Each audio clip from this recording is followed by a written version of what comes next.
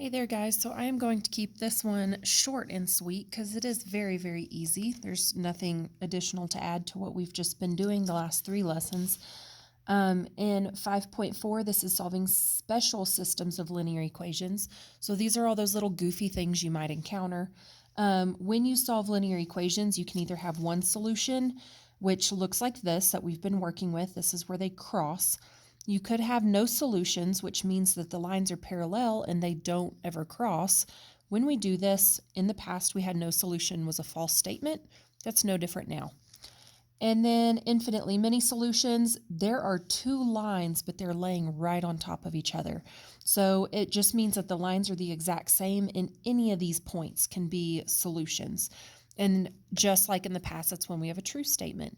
So if you're a graphing kind of person, you might see some stuff that looks like this. Either you have one solution, if they're parallel, there's no solutions, or if they're the same line, it's infinitely many solutions. If you like to solve by substitution or elimination, then you're either going to have the actual answer, the x equals or the y equals. You can get a false statement, so you have no variables left, or you can get a true statement. So again, no variables left, but we have a true statement there. So a couple of practice problems. I noticed first off the bat, it says solve system of linear equations. It doesn't tell me how, and I never care how, so long as you are comfortable and you know what you are doing and that type that you're using. I really like elimination and substitution because I am lazy and I don't want to graph. So I notice that this is a 2x and a negative 2x. I'm just going to add these equations together. 2x plus negative 2x is 0. Negative 3y plus positive 3y is 0.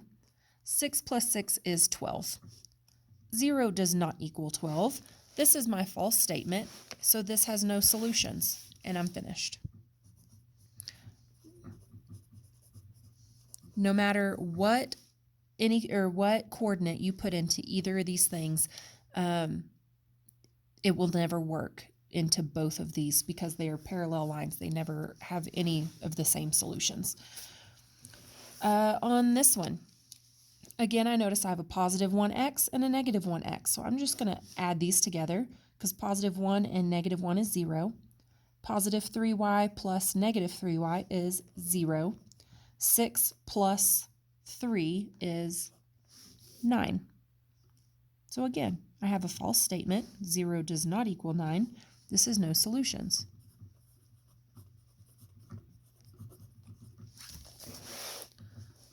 All right, on this equation, I can do either thing. I could solve for x or y, whatever I wanted to do here. I could solve for any of these things. I'm just going to multiply this top equation by 3. That way these two guys will cancel out. I'll have a positive 9 and a negative 9. So I'm just going to do that. So 3 times 3x is 9x. 3 times negative 2y is negative 6y. And 3 times 6 is 18. So I'm going to add these together. Negative 9x plus 9x is 0. Positive 6y plus negative 6y is 0. And negative 18 plus 18 is 0. 0 does equal 0. This is a true statement. So I have infinitely many solutions.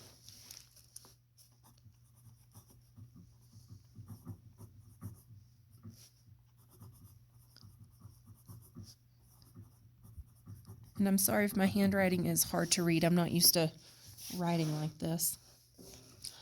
Alrighty, on this one, I notice I have a positive 2x and a negative 2x, so I'm going to add these together. Because that makes 0.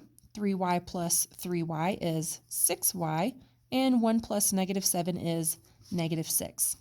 If I divide both sides by 6, that gives me y equals negative 1. So this does have a solution, and I can finish it up. I'm going to stick this y equals negative 1 into the top equation and solve.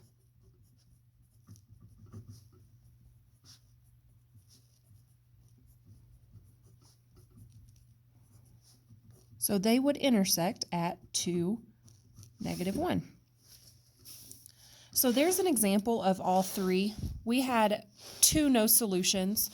We had an infinitely many solution, and we had one that had 1 solution.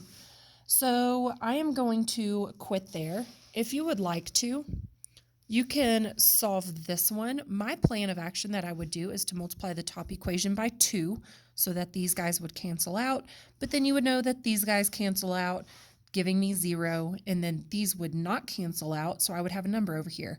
So this one, when you do solve it, would come up with no solutions. And then I have a word problem over here.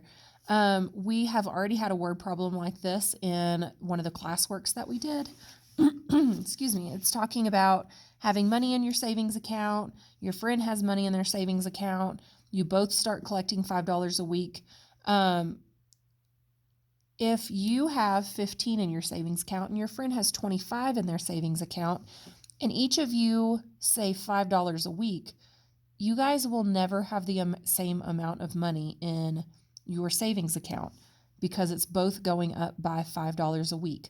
If you were to graph this, this would be parallel lines. They would run right next to each other, and this would be no solutions as well.